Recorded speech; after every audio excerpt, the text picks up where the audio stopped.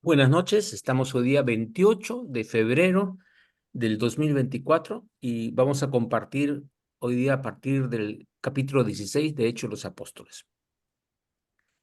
Vimos en el capítulo anterior, al final de este, cómo Pablo y Bernabé se separan en su trabajo eh, por una discusión que dice la palabra bien clara que no fue nada ligero, y hay un par de hermanos que habían estado trabajando con unos frutos enormes para el Señor se separan, ¿ok? Claro, el Señor tiene sus planes para todo y va a sacar buen provecho a cualquier cosa que hagamos, pero el buen provecho significa resultado final, pero en el intermedio no siempre los resultados son tan buenos. El resultado final, lo que se aprende, sí es bueno. Ok, entonces vamos a ver cómo en esta salida y esta separación de trabajo empezó a haber más problemas. En el primer viaje misionero, Pablo fue apedreado, por si acaso, y dejado por muerto, si recuerdan. Y acá vinieron más cosas y más sucesos, y lo vamos a leer, en proporción mayores que en el primer viaje misionero. Algunos dicen, bueno, eso es porque como se separaron, tuvieron que, ¿cómo se llama? Les vino más problemas, estaban unidos con más protección. Pudiera ser. La verdad que no puedo opinar al respecto, pero se los cuento porque eso es algo que se suele manifestar. Ok, capítulo 16. Ya está, Bernabé se fue por un lado con Juan y Marcos, y él se va con Timoteo, perdón, con Timoteo no, con Silas, y luego va a conocer a Timoteo que está hablando acá. Después llegó a Derbe y a Listra, y he aquí que había allí cierto discípulo llamado Timoteo, hijo de una mujer judía creyente, pero de padre griego, y daban buen testimonio de los hermanos que estaban en Listra y en Iconio.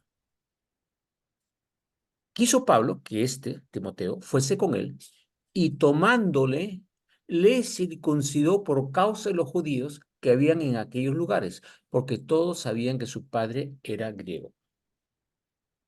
Ok, Pablo, hemos visto en los capítulos anteriores, cómo no defendía la circuncisión para nada, más bien decía no es necesaria, que ya había pasado eso.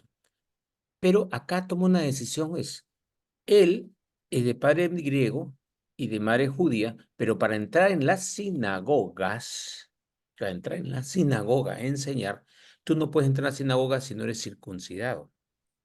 ¿Ok?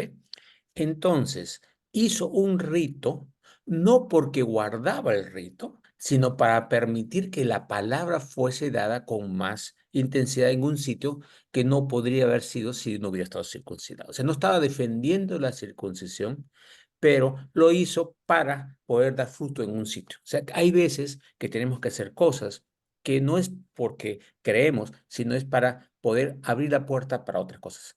No es un pecado circuncidarse, pero tampoco es un pecado no hacerlo. Pero en este caso es para provecho. ¿Ok? Muy bien. Y al pasar por las ciudades cuatro, les entregaban las ordenanzas que habían acordado los apóstoles y los ancianos que estaban en Jerusalén para que las guardasen. ¿Cuáles son estas enseñanzas?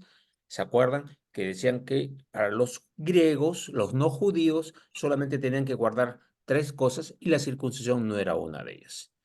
Pero primero tenía que entrar para poder enseñar. Así que se circuncidó y una vez eso enseñó que eso no era necesario, ¿no? Así que las iglesias, y cuando hablamos iglesias es cuerpo de creyentes, no locales, no denominaciones, eran confirmadas en la fe y aumentaban en número cada día. Aumentaban las personas de la iglesia y aumentaba el número de iglesias.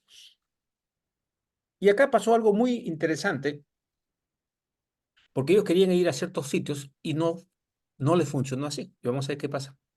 Y atravesando Frigia y la provincia de Galacia, les fue prohibido por el Espíritu Santo hablar la palabra en Asia. El Señor lo estaba mandando a otro sitio, pero si hubieran testificado ahí, se hubieran demorado mucho. Había un objetivo para llegar. A veces hay puertas cerradas para poder llegar a una puerta especial que el Señor tiene para nuestra vida o para poder darla a otros, ¿ok? Entonces, el Espíritu Santo les prohibió hablar la palabra en Asia. Sí, pero ¿cómo vas a prohibirte hablar la palabra? Es que quiero que vayan a otro sitio, ¿sí? Y cuando llegaron a Misia, que es otra ciudad, intentaron ir a Bitinia, pero el Espíritu no se lo permitió. Y pasando junto a Misia, o sea, cerca pero no entrando, descendieron a Troas. Y recién ahí se le mostró a Pablo una visión de noche. Un varón macedonio estaba en pie rogándole, diciendo, pasa a Macedonia y ayúdanos. ¿Cómo sabía que era macedonio? Por la ropa. Cada zona tenían ropas especiales y se vestían de cierta forma. O sea, se podía identificar por los atuendos que tenían. Entonces acá se notaba que era macedonio. Pero fíjense, un varón macedonio estaba en pie rogando y diciendo, pasa a Macedonia y ayúdanos. ¿Quién era este varón? ¿Era alguien vivo o alguien que había fallecido que se estaba mostrando como macedonio? No sabemos, pero sabemos que es un ángel, ángel significa mensajero. Puede haber mensajeros humanos, mensajeros angélicos, pero el ángel, como se usa como mensajero. No sabemos, pero por ser varón macedonio, apunta a ser una persona que está siendo usada por el Señor para dar un mensaje. 10. Cuando vio la visión, enseguida procuramos para partir para Macedonia, dando por cierto que Dios nos llamaba para que le anunciásemos el Evangelio. O sea, está hablando que esa visión lo tomaron como qué, como un mensaje de Dios. Cuando uno tiene dones del Espíritu y el Señor ya está acostumbrado a esos dones, el Señor te habla por medio de esos dones. Entonces le fue fácil, esto el Señor lo está mandando y vamos a hacerlo. No hubo mayor duda. Zarpando pues de Troas, vinimos con rumbo directo a Samotracia y al día siguiente a Neápolis y de allí a Filipos. Filipos en Macedonia, ¿ok? Que es la primera ciudad de la provincia de Macedonia y una colonia. ¿Qué significa colonia? Una colonia romana. O sea que había muchos romanos viviendo ahí. Y estuvimos en aquella ciudad algunos días. Y un día de reposo, el sábado, salimos fuera de la puerta, junto al río, fuera de la puerta de qué, de la ciudad. O sea, no dentro de la ciudad, sino fuera de la puerta, junto al río, donde solía hacerse la oración. Aparentemente por esto no había una sinagoga dentro de la ciudad porque era una colonia judía, perdón, romana. Entonces salían de la ciudad para orar fuera, junto al río. ¿Ok? Y sentándonos, hablamos a las mujeres que se habían reunido. Normalmente no se le habla a las mujeres en la costumbre judía, pero en este caso, sí. O sea, así como hizo Jesús con la samaritana, Pablo había aprendido que también era para mujeres, no solamente para los hombres, ¿no? Entonces, una mujer llamada Lidia, vendedora de púrpura, púrpura es un material caro, de la ciudad de Tiátira, que queda totalmente en otro sitio, que adoraba a Dios y estaba oyendo ahí, el Señor abrió el corazón de ella para que estuviese atenta a lo que Pablo decía. En otras palabras, oye, ¿no? El Espíritu Santo la tocó y le hizo, oye, ¿qué pasa acá? ¿No? O sea, el Espíritu Santo te habla, te guía, te despierta. 15. Y cuando fue bautizada y su familia, nos rogó diciendo, si habéis juzgado que yo sea fiel al Señor, entrad en mi casa y posad. Y nos obligó a quedarnos. Ok, un momentito. ¿Cuándo fue bautizada? Ese mismo día. ¿Por qué fue bautizada? Porque escuchó la palabra, escuchó lo del bautismo de arrepentimiento, escuchó lo del cambio, Cristo como Mesías, etcétera, etcétera, y lo recibió en ese momento. Y le dice, si habéis juzgado que yo sea fiel al Señor. En otras palabras, el Espíritu les está hablando. ¿Es verdad o no es verdad? Me siguen. Entonces, le dicen, consulta con el Espíritu Santo. No consultes con mi apariencia, con mi forma de hablar. Consulta, ¿no? Juzga en el Espíritu. Ese es el asunto. ¿Y qué hizo? Los alojó. En agradecimiento, su primera reacción fue, voy a alojarlos en mi casa. Ellos me están dando todo esto, yo voy a darles lo terrenal. Ellos me dan lo espiritual, yo les doy lo terrenal. Porque ellos estaban viajeros, ¿no? ¿Tenían casa? No. ¿Tenían dónde alojarse? No. ¿Qué estaban haciendo? Testificando. Entonces, la persona que hizo lo alojó como agradecimiento a lo que están haciendo por ella. Y esta es una actitud muy importante siempre cuando recibimos la palabra, recibimos el Señor, ¿no? 16. Aconteció, ya estaban viviendo en la casa de ella, que mientras íbamos a la oración, o sea, al sitio donde oraban, nos salió al encuentro una muchacha que tenía espíritu de adivinación. Vamos a leer un poquito más y después lo explicamos. La cual daba gran ganancia a sus amos adivinando. Esta, siguiendo a Pablo y a nosotros, daba voces diciendo, estos hombres son siervos del Dios Altísimo, quienes os anuncian el camino de salvación. Y esto lo hacía por muchos días. Mas desagradando a Pablo, éste se volvió y dijo al Espíritu, te mando en el nombre de Jesucristo que salgas de ella, y salió en aquella misma hora. Ok, entonces esta chica tenía un espíritu, o sea, tenía un espíritu dentro de ella que le daba el don de adivinación, o que era el canal para adivinar, que le daba ganancia a sus amos. ¿Qué estaba diciendo de mal este espíritu? Nada. Estaba diciendo, estos hombres son siervos de Dios Altísimo que os anuncian el camino de salvación. O sea, estaba proclamando, esta es la puerta, tómela, tómela. ¿Ya? Y lo hizo muchos días. ¿Y qué pasó con Pablo? Lo desagradó y echó fuera el espíritu. Ok, 19. Pero viendo sus amos que había salido la esperanza de su ganancia, porque si salió el espíritu, esta mujer ya no podía adivinar, ya no iba a darles plata, se molestaron, ¿no? Prendieron a Pablo y a Silas y los trajeron al foro ante las autoridades, al juzgado. Y presentándolos a los magistrados, dijeron, estos hombres, siendo judíos, o sea, no son romanos, no son de nivel, ¿no? ¿Ok? Alborotan nuestra ciudad y enseñan costumbres que no nos es lícito recibir ni hacer, pues somos romanos. Esto que están enseñando es para cosas, para personas inferiores. Nosotros somos de otro nivel, ¿no? Somos romanos. Por lo tanto, eso es un insulto para nosotros.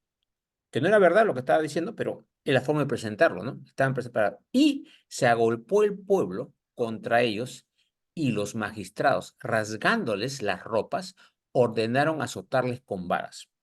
Después de haberles azotado mucho, los echaron en la cárcel, mandando al carcelero que los guardase con seguridad, el cual, recibido este mandato, los metió en el calabozo de más adentro y les aseguró los pies en el cepo, en el sitio más feo de todos, o sea, más sucio, porque los calabozos pues no eran unos sitios bonitos, eran horribles, ¿no? Muy bien.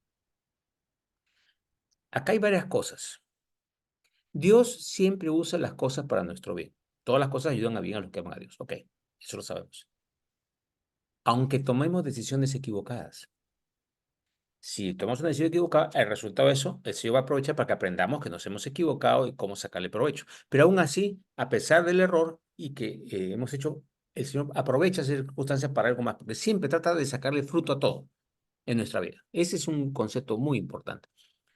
Primero, le desagradó a Pablo, pero le preguntó a Dios. Tenemos el poder para echar fuera demonios, por supuesto. Podemos hacerlo. Pero le preguntó a Dios, ¿qué estaba haciendo este demonio? ¿Está proclamando una verdad? ¿Por qué sabemos que es demonio? Porque si hubiera sido un ser angélico no lo podría votar. El demonio estaba proclamando una verdad. Curioso, ¿no? Bien curioso. ¿Era el momento de hacerlo? Algunos dicen, pues no, pues si es un demonio hay que votarlo inmediatamente, pero le preguntó a Dios. El punto es nada más ¿estaba bien lo que estaba haciendo? ¿Está mal? Ese es secundario. ¿Le preguntó a Dios? Esa es la pregunta clave. ¿Le preguntamos a Dios antes de hacer algo? Ok. Y luego, obviamente, los apalearon y los apalearon feo, bien feo. O sea, eso llevó una consecuencia bastante fea, ¿no? Ahora, ¿cómo reaccionaron Pablo y Silas a esto? Y eso es lo que sigue ahorita. Pero a medianoche, orando, Pablo y Silas cantando himnos a Dios y los presos los oían. Cualquiera que ha sido golpeado, maltratado de la forma como estaba, ¿cómo hubiera estado? Llorando, quejándose, maldiciendo. Pero estos no. ¿Qué estaban haciendo? Orando y cantando himnos. Esos himnos son himnos de alabanza. Los presos lo oían y dicen, estos locos. O esta persona, el Espíritu Santo estaba tocando a todos en ese momento y vamos a ver cómo. Entonces sobrevino de repente un gran terremoto de tal manera que los cimientos de la cárcel se sacudían, y al instante se abrieron todas las puertas y las cadenas de todos se soltaron. Las cadenas estaban atadas a las paredes o atadas al piso, y con el terremoto se soltaron. O sea, todos los presos en ese momento podían haber escapado. ¿Pero qué pasó? Despertando el carcelero por el terremoto y viendo las puertas abiertas de la cárcel, sacó la espada y se iba a matar. ¿Y por qué se iba a matar? Porque su trabajo era cuidar a los presos, y si se escapaban, a él lo iban a condenar, le iban a apalear, le iban a matar. Dijo, no, esto lo más rápido me mato yo ahorita mismo y me libro de todo el asunto. Esto, ni hablar, ¿ya? Pensando que los presos habían huido, nuevamente. Iba a matar porque las consecuencias para él iban a ser terribles. Mas Pablo clamó a gran voz diciendo, no te hagas ningún mal, pues todos estamos aquí. Ojo, lo dijo gritando. Entonces, él no lo veía. Mira lo que dice.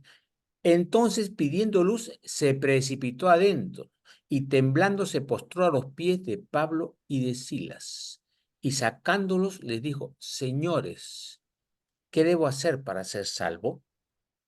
Este carcelero, obviamente, tenía que haber escuchado lo que dijo Pablo y Silas, si no, no sabía por qué.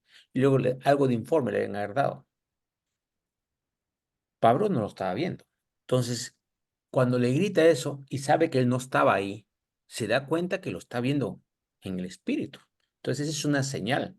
Segunda gran señal, ningún preso se ha escapado. Eso es un milagro gigantesco. Es un milagro gigantesco, es imposible. Entonces, hay dos de ese tipo y hay el terremoto. O sea, todos juntos se liberan, no se escapan, los ven sin tener luz siquiera. Por eso él pide luz, porque no se ve nada. Y en ese momento, al ver las señales, dices, acá estoy. ¿Qué tengo que hacer para ser salvo? ¿No? Y ellos dijeron, recibe, cree. Acá dice que la palabra cree, pero el significado es recibe al Señor Jesucristo y serás salvo tú y tu casa. Esta es una expresión enorme. El Hijo puede ser salvo porque tú recibes a Cristo. Por el hecho mismo de recibir a Cristo, no. Pero la consecuencia de recibir a Cristo, el cambio que haces, hace que tu hijo pueda también recibir a Cristo. O sea, el ejemplo que sale, el cambio que va a hacer, es yo también quiero eso. Entonces, al cambiar tú, vas a formar también tu familia. También, si tu familia ya tiene mucha edad y esto es más difícil, ¿no es cierto? Pero ese es el tipo de mensaje. Tú cambias y vas a influir también en tu prójimo, que es tu familia, ¿no? Entonces, pero él le ofrece, vas a ser salvo tú y tu casa, porque lo que va a pasar contigo va a influir en tu casa y va a dar buenos efectos. Nuevamente, cree en el Señor Jesucristo y serás salvo tú y tu casa. Y le hablaron la palabra del Señor a él y a todos los que estaban en su casa. Y él, el carcelero, tomándolos en aquella misma hora de la noche, les lavó las heridas y enseguida se bautizó él con todos los suyos. Y llevándolos a su casa, les puso la mesa y se regocijó con toda su casa de haber creído a Dios. Mira, no se regocijó del milagro, se regocijó que lo había recibido. Dije, este es el Señor poderoso, que hace todos estos señales y ahora vive en mí. Y encima estaba sumamente agradecido. Les lavó las heridas. Quiere decir que con todas las heridas los metieron a la casa y los tiraron. Estaban en condiciones terribles. Les lavó las heridas, ¿no es cierto? Y les puso la mesa. ¿Qué cosa significa eso otra vez? Agradecimiento. ¿Sí? Seguimos el punto. Es bien fuerte. Esta persona se da cuenta de la salvación y del milagro que es eso y de lo grandioso que es. Las señales que pasó fueron que, oye, esto es, pero se regocijó de haberlo recibido. No se regocijó de que los presos no se escaparan, de que estaba vivo, se regocijó de haberlo recibido a Dios. ¿Ok? Miren, ese es el gozo que tenemos nosotros. La verdad, tenemos a Dios con nosotros y ese gozo debe darnos fruto para lo demás. ¿Ok? Cuando fue de día, cuando fue de día, los magistrados que lo habían encarcelado enviaron alguaciles a decir, suelta a aquellos hombres. Y el carcelero hizo saber estas palabras a Pablo. Los magistrados han mandado decir que se os suelte, así que ahora salid y marchaos en paz. Pero Pablo les dijo, después de azotarnos públicamente, sin sentencia judicial, siendo ciudadanos romanos, nos echaron en la cárcel. Ok, ¿en qué momento Pablo dijo que eran ciudadanos romanos? En ningún momento. ahora lo está informando. Y la verdad, él era ciudadano romano. Y Silas también era ciudadano romano. Pero no presentaron eso en ese momento. Curioso, preguntémonos. Si tenían esa defensa de declarar que eran ciudadanos romanos, no hubieran sido ni encarcelados, ni golpeados, ni nada de esas cosas. ¿Por qué? Había algo importante que tenían que hacer, era llegar a la cárcel. ¿Por qué? Porque este hombre estaba ahí y era uno de nuestros hermanos, uno de los hijos de Dios que tenía que recibirlo. Y todas esas señales fueron para él y su familia. ¿Qué pasó después con eso? No lo sabemos. ¿Ya? Como le digo, todas las cosas se ayudan a bien. El Señor usó todo eso. Y no se defendieron con algo que tenía. Es como decir, tienes un escudo que están tirando flechas y no lo levantas. ¿Por qué no lo levantaron? Si sabían que es su defensa, pero recién lo sacan a luz ahorita. Ok, repito, pero Pablo les dijo, después de azotarnos públicamente, sin sentencia judicial, siendo ciudadanos romanos, nos echaron en la cárcel. ¿Y ahora nos echan encubiertamente? No, por cierto, sino que vengan ellos mismos a sacarnos. Y los alguaciles hicieron saber estas palabras a los magistrados, los cuales tuvieron miedo al oír que eran romanos. Y viniendo les rogaron y sacándoles les pidieron que saliera de la ciudad. Entonces, saliendo de la cárcel, entraron en casa de Lidia, que es la que lo estaba alojando, y habiendo visto a los hermanos, los consolaron y se fueron.